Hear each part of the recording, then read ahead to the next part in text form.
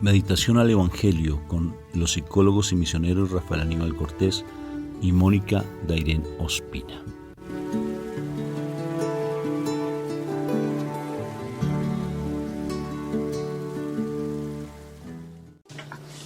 Bueno, Dios me los bendiga. Un fraterno saludo de paz y bien a todos ustedes.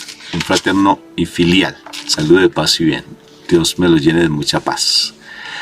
Venimos en este momento a recibir de la presencia de nuestro Padre Dios a través de su santa palabra.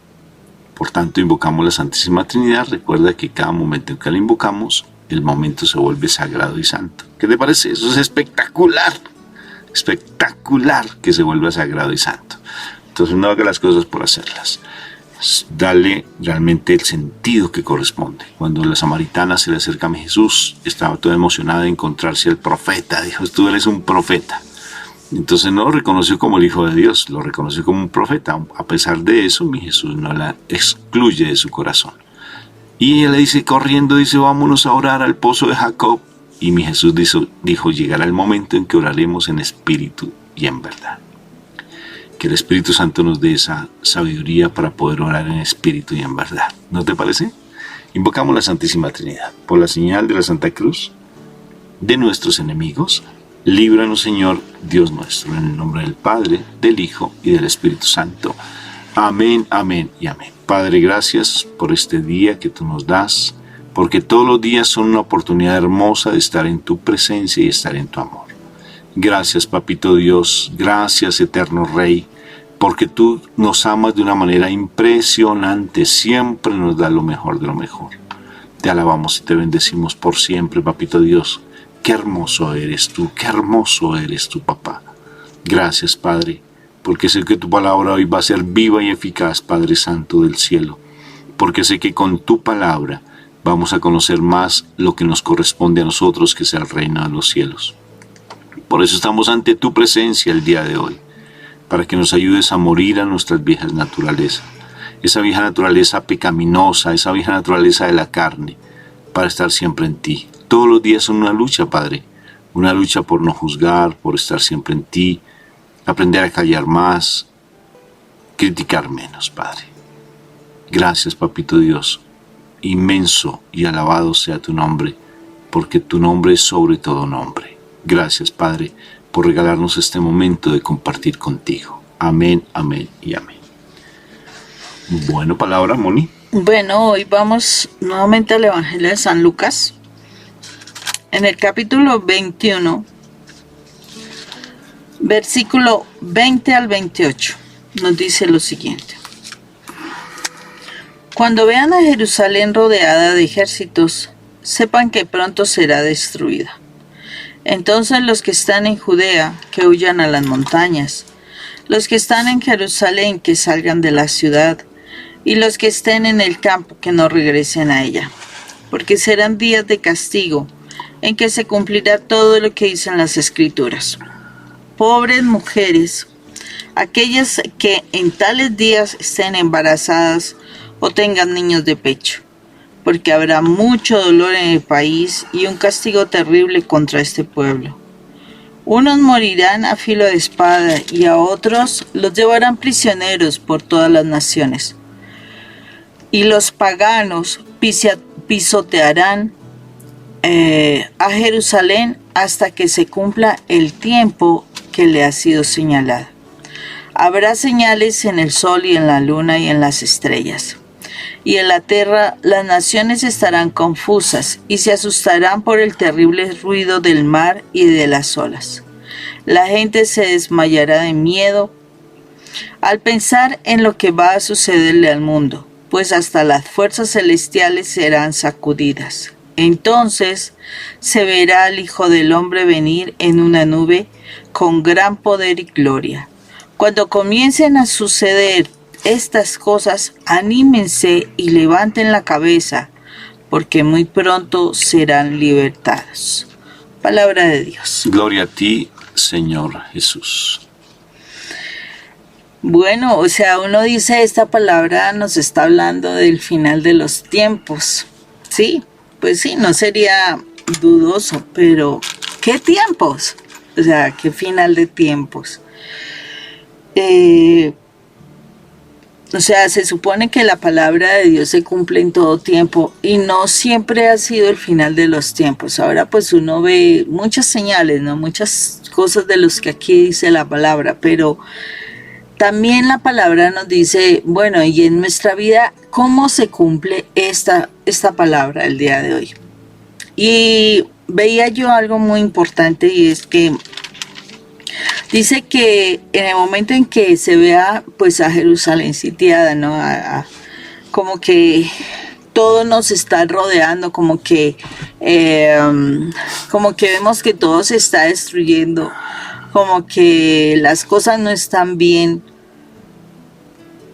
Y yo me ponía a pensar qué significa esto. Y veía que Jerusalén es esa ciudad sagrada, ¿no? Se supone que nosotros debemos ser esas personas consagradas al Señor. Se supone que nosotros debemos estar en oración, estar, pues, como se dice, bien agarraditos de la mano de Dios. Y si en nuestra vida vemos que todos están contra nosotros, que todo se nos está destruyendo, se nos está derrumbando, posiblemente estás en oración y mientras más oración, más ves que todo te está atacando, que todo, o sea, todo lo que supuestamente tú has construido en el mundo se te está derrumbando. Tenemos que mirar algo, o sea, el Señor nos está hablando de ello, o sea, está quitando todas aquellas cosas que son del mundo para que nosotros pasemos a una nueva etapa de vida. Yo sé que cuando nosotros empezamos a caminar el Señor, todas las personas que están en el mundo nos atacan. El esposo, los hijos, los padres, los hermanos, cualquier persona cercana o no tan cercana te va a atacar, te va a decir, te va a criticar, a juzgar.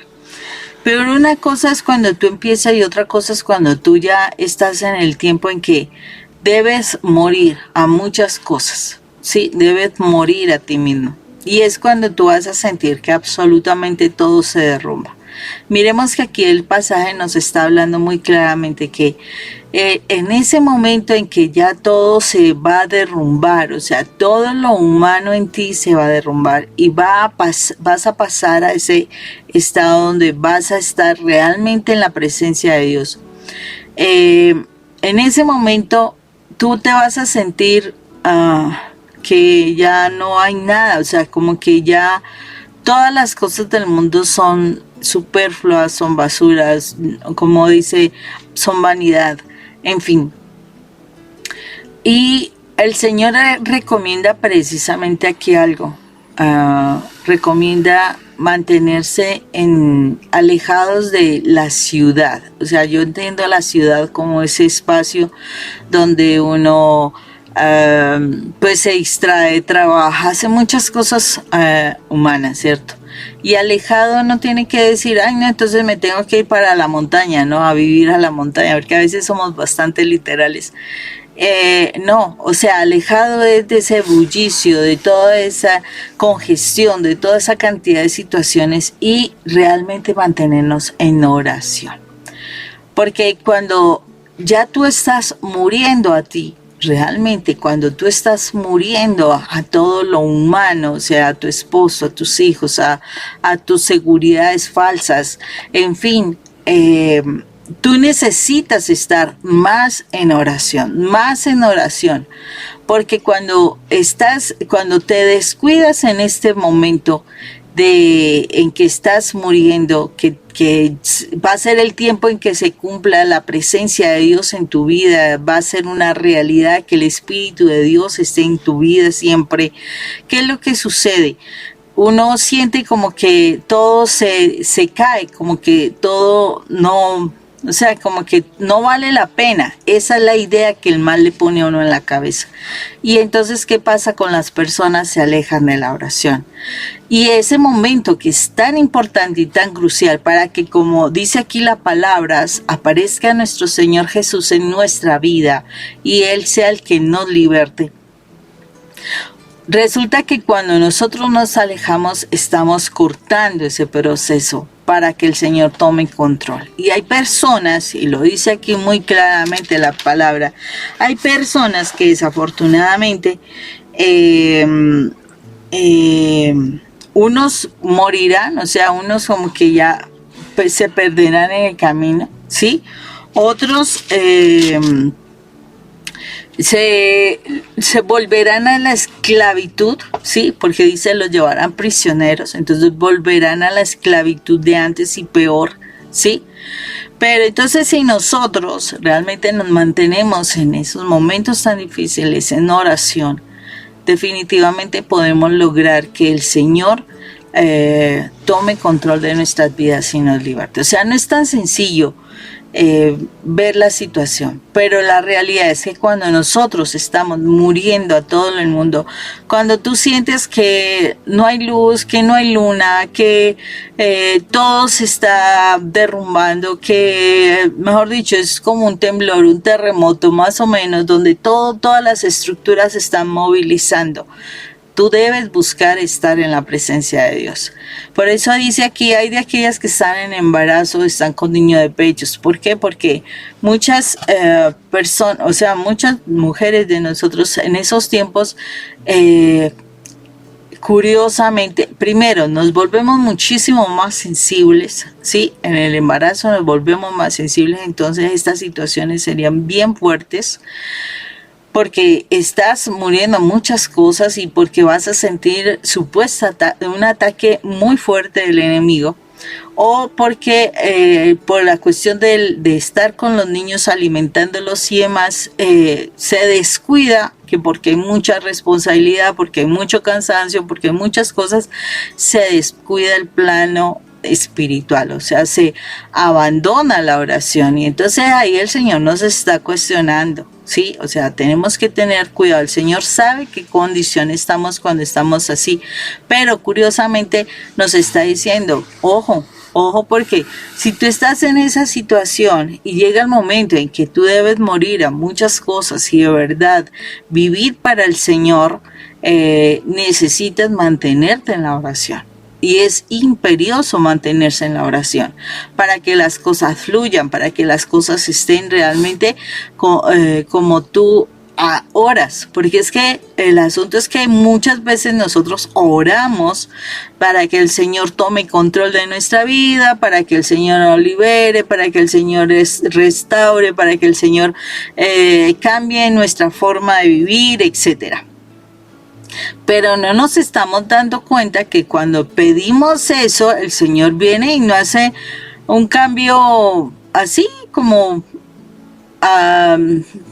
sin mayor trascendencia. No, cuando nosotros pedimos cambios, son cambios.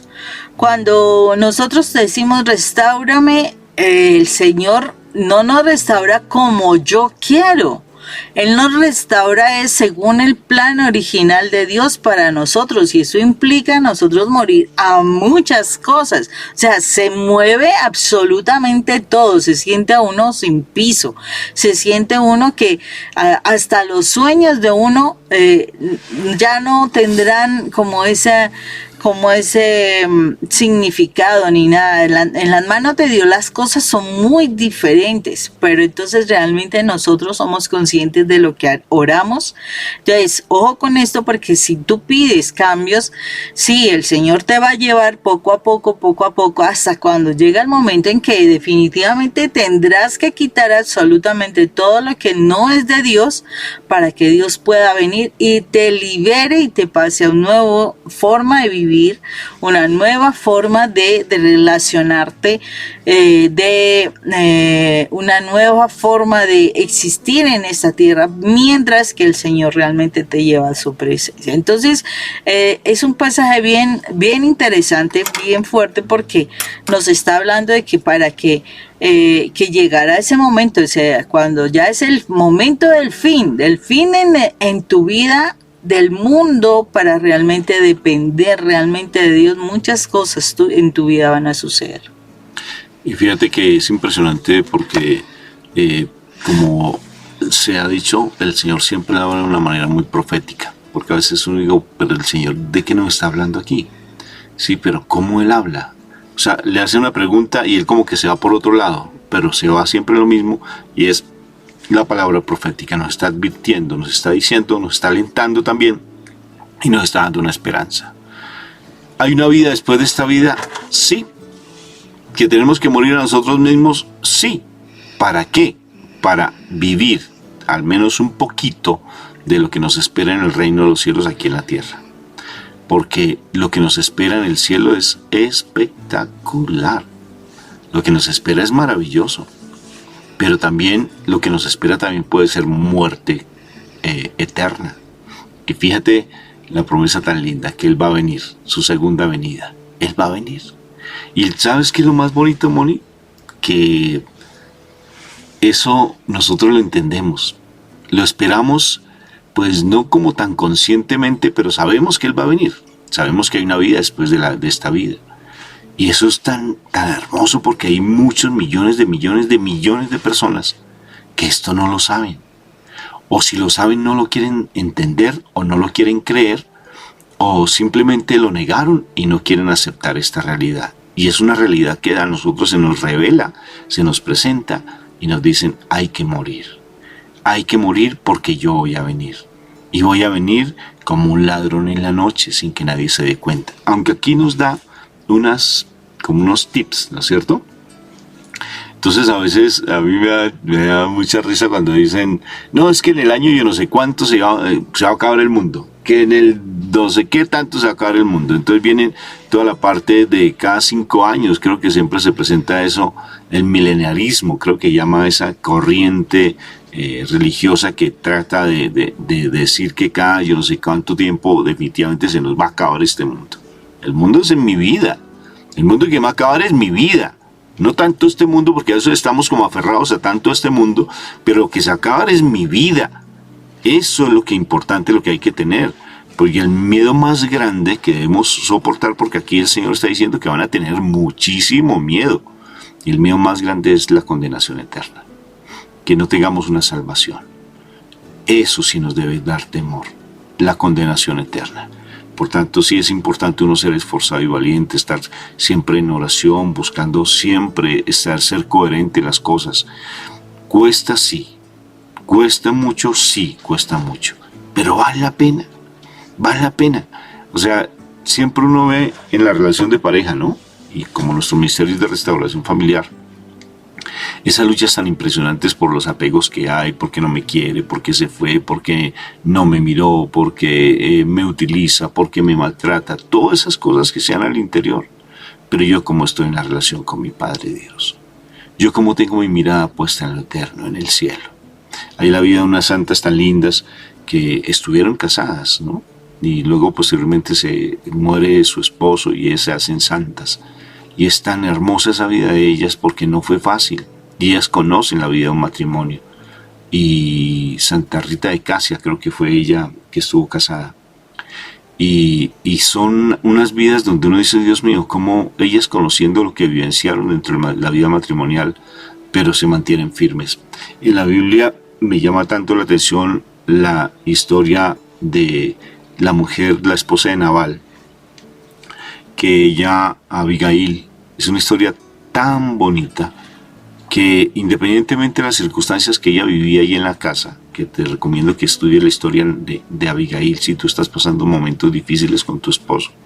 Abigail tuvo momentos muy complicados en su vida matrimonial, momentos donde ella sentía posiblemente que su mundo se le iba a acabar porque era un hombre muy prepotente, muy altivo, de su parecer, no le importaba absolutamente nada, no le importaba porque él se sentía dueño y señor de todo, como alguna vez lo dijimos, ¿no, Moni? Como el que no tiene nada que perder. Entonces, a él no le importa nada porque él cree estar muy seguro y su temperamento es lo que él quiera. Y ella es una mujer sabia, una mujer prudente, una mujer aguerrida, una mujer decidida y una mujer sin miedos, que habla con el rey David y ayuda para que su esposo no muera, porque el rey David le iba a quitar la vida. Y ella intercede por su esposo. ¡Qué precioso! Ella es esas mujeres sabias, hermosas, que saben lo que va a venir, saben lo que... son muy previsoras, porque saben lo pendiente que va a pasar. Y al saber que esto va a pasar, o sea, que se va a acabar el mundo, que se le va a acabar el mundo a su esposo, entonces empieza a ser una mujer de mucha entrega y mucha entereza para poder decir y interceder ante el rey David. Y el final es maravilloso, que no te lo voy a decir, para que tú lo mires y no te daño la película, para que mires qué pasa con Abigail. Y es muy bonito. Pero te anticipo, el esposo definitivamente se muere. Hasta ahí llego. No les digo que el asesino es el mayordomo, para no dañar la película, ¿sí? Sino que hasta allí. Pero lo que pasa con estas mujeres virtuosas es que el Señor posteriormente les coloca, las resalta, o sea, como dicen, los que se humillan serán exaltados. Y ella fue exaltada de una manera muy linda. Y eso sucede también en esta vida, lo que nos está contando hoy en nuestro Jesús de Nazaret, pues habla al final de los tiempos. Eso tal cual va a pasar, tal cual. Que cuando solamente nuestro Padre Dios sabe. Solamente nuestro Padre Dios sabe. Solamente mi Jesús nos da algunas como pistas que van a pasar. ¿Qué va a hacer ahorita? No sabemos. Pero la verdad es que tenemos que estar preparados. Y para estar preparados llevemos una vida de coherencia. Una vida de coherencia en las cosas. Si hay algo que a ti te esté causando dificultad, a mí todos los días me causan dificultad cosas. Todos los días. Son unas luchas. Luchas por una cosa, por no mirar, por no hablar, por no pensar, porque siempre, o sea, este cocoroto, decimos la cabeza aquí en mi país, está loca de la casa, siempre llegan pensamientos de una otra cosa y hay que una lucha constante, pero bendito sea mi Dios por esas luchas. Por eso el Señor nos da dos claves lindas para uno estar en oración, para estar uno en santidad, a través de Pablo, que está en Primera de Tesalonicenses capítulo 7 versículo 15, que ahí están los dos principios de santidad lindos. Uno, tener siempre a Dios en nuestra mente y en nuestro corazón, estar en oración permanente, primer principio. Y segundo, todo lo que pasa para bien, o sea, hay que ser agradecidos por todo ser agradecidos independientemente de todo. ¿Que Jesús va a venir? Sí va a venir, así como tal cual lo dijo, así va a venir.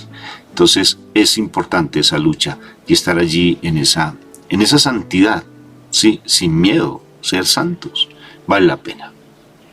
Y vale la pena porque es que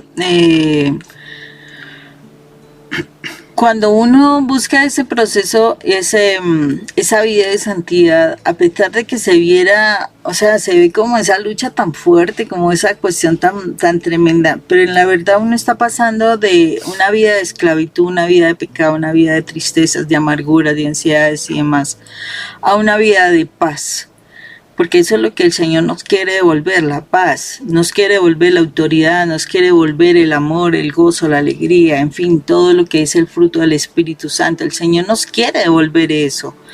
Eso nos fue robado por causa del pecado. Entonces el Señor necesita hacer todo un proceso porque, como hablaba hace unos días del Éxodo, cuando el pueblo de Egipto el pueblo de Israel sale de Egipto, ese pueblo lleva 430 años de vivir entre ídolos, entre pecado, en fin, muchas cosas que desafortunadamente el pueblo de Israel asumió como parte suya. O sea, todos los primeros que llegaron con el tiempo de José, porque ellos llegan a vivir a Egipto por el tiempo de José, donde José tenía un reconocimiento, donde habían unas costumbres espirituales, donde había unas creencias, en fin, de cultura también había unas costumbres. No, este pueblo de Israel, después de 430 años de estar viviendo allí en Egipto, se acostumbró a vivir en el pecado. Ellos también hacían ídolos. Ellos también llevaban la vida lujuriosa. Ellos también llevaban muchas cosas que eran pecado. Trataban de conservar algunas cosas, pero la realidad estaba distorsionada porque la cultura egipcia los había afectado. Y pues nosotros también hemos vivido en una vida de Egipto, una vida de pecado, una vida donde pues sí, solamente vamos muchas veces a la iglesia por una situación de rutina. Ah, no, es que qué dirán si no voy a la iglesia, ¿no? O sea, no porque haya una convicción real de con quién es que me voy a encontrar. Entonces, también se nos pegó la vida de Egipto, también se nos pegó la vida de pecado que en Egipto se lleva. Y quitar esa vida de pecado no es de, no, ya no voy a volver a hacer esto. Pues inténtalo y verás que mañana estarás haciendo lo mismo y pasado mañana y estarás en esa lucha. Entonces el Señor está diciendo, o sea, si tú te mantienes en esa oración, si tú te mantienes buscando la palabra, si tú te mantienes realmente luchando contra toda la cantidad de cosas que aprendiste en Egipto, ¿sí? Llegará ese momento en que Él va a venir a nuestro corazón, porque esa segunda venida, no, pues Él vino físicamente a esta tierra para enseñarnos todo, pero esa segunda venida también representa esa venida a mi corazón y que Él venga realmente a reinar. Cuando Él viene realmente a reinar en mi vida debe ser, o sea, se supone, es claro, que es totalmente transformada, porque ya en mí está la presencia y el reino de Dios, porque ya yo puedo vivir de manera diferente y no necesitaré que nadie me esté diciendo, ay, mira, es que debes ir a la Eucaristía, no, mira, es que tienes que ir a arrepentirte, a confesarte, ah, no, mira, es que eso lo tienes que perdonar, no, ya eso estará en ti. Ya Jesús vivirá en ti, ya el Espíritu Santo te guiará, te mostrará, abrirá, o sea, serán tan abiertos tus ojos que mirarás algo y ya te sentirás incómodo porque reconocerás el pecado. Estarás escuchando algo y ya te sentirás, hasta te dolerán los oídos por escuchar esas cosas y preferirás retirarte de allí y no escuchar. ¿Por qué? Porque ya el Señor tomó control de ti, ¿sí?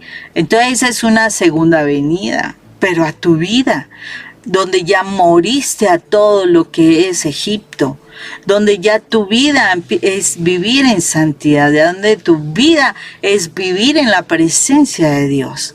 Y eso es lo que el Señor está diciendo. Ese momento, para que ese momento llegue nuestro Señor, el enemigo no va a querer soltarte, entonces va a querer que todo te ataque, todo te ataque, y tú sientes que todo se te derrumba. No dudes porque muy cerca está Jesús de tu vida, muy cerca. Y a veces las personas realmente aflojan en el momento en que el Señor va a venir. Aflojan en la oración, en la palabra, en estar vivenciando las cosas buenas que Jesús nos enseña. Y ese momento en donde pierden ese impulso es cuando van a morir espiritualmente o van a volver a la esclavitud y a una esclavitud peor, porque ya el enemigo sabe que tú tienes fuerza, que tú te vas a liberar, entonces va a poner otras cosas, otras esclavitudes para que no puedas liberarte tan fácilmente. Entonces es un texto hermoso, es un texto que sí nos habla pues de un final de tiempos, sí, un final de tiempos del mundo de vivir en Egipto. Es el final de los tiempos donde ya tú vas a renunciar a muchas cosas. Eso es lo que tú vas a ver. Se van a renunciar a muchas cosas y eso vas a ver que el mundo se te destruye, que todo te rodea, que las cosas no están saliendo bien, que sientes terremotos porque sientes que el piso se te mueve, que sientes que ni el sol ni la luna te van a alumbrar, que todo es oscuridad, pero ese momento es Jesús está muy cerca de ti y que debes mantenerte firme, confiado en la presencia del Señor y el Señor tomará el control y liberará. Bendito sea mi Dios por tener dispuesto nuestro corazón a recibirlo a Él constantemente y que sea el que reine en nuestras vidas. O sea, cada pasaje bíblico nos dice lo que va a pasar en el mundo, lo que va a pasar en la tierra, lo que va a pasar en pero también nos va a llevar en una segunda dimensión, una dimensión mucho más alta, una segunda dimensión, iba a decir más que eso, una dimensión espiritual muy linda, y es saber que este mundo también es mi cuerpo, en mi vida, en mi familia, y que tenemos que recibirlo en nuestro corazón, en nuestra casa. Que el Señor reine en nuestro hogar, que el Señor reine en nuestro corazón, para que no nos perdamos con los miedos que el mundo nos ofrece, porque el mal siempre se alimenta con nuestro miedo. Él se alimenta con nuestro miedo. Un fuerte abrazo para ti y Dios te bendiga. Dios te bendiga, un fuerte abrazo.